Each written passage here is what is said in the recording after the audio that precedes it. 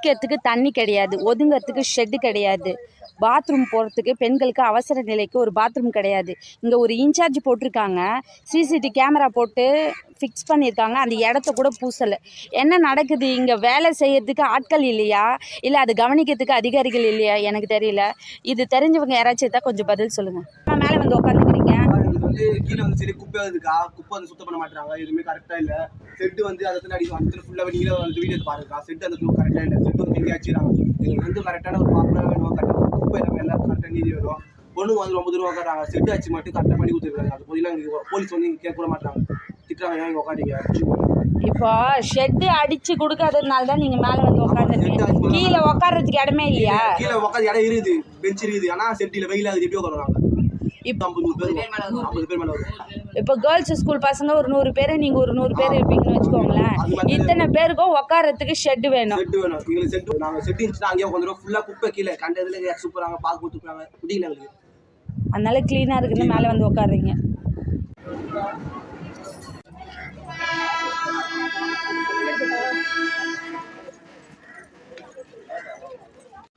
Anuppampattu railway station. இந்த ஸ்டேஷனில் தான் நாங்கள் படிக்க ஆரம்பித்தது, ஸ்கூல் காலேஜஸ் எல்லாமே. அதாவது அம்மா பெற்று போட்ட குழந்த எப்படி உக்காந்த இடத்துல இருக்குதோ, பல வருடங்கள் கழிச்சும் அந்த குழந்தை அப்படியே தான் இருக்குது.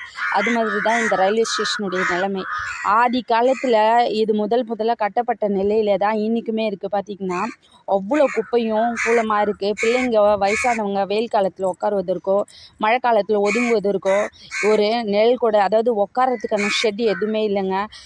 பழைய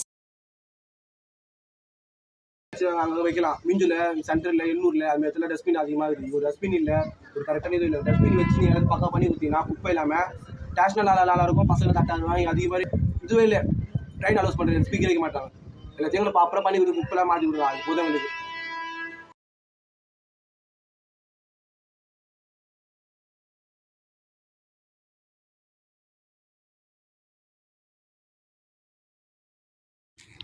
அதாவது எலாவூர், கும்மிடிப்பூண்டி, பொன்னேரி, நம்ம நந்தியம்பாக்கம், மீஞ்சூர் எல்லா ஸ்டேஷனுக்கும் துப்புரவு பணியாளர்கள், அதாவது பெருக்கிறவங்கள போட்டிருக்காங்க.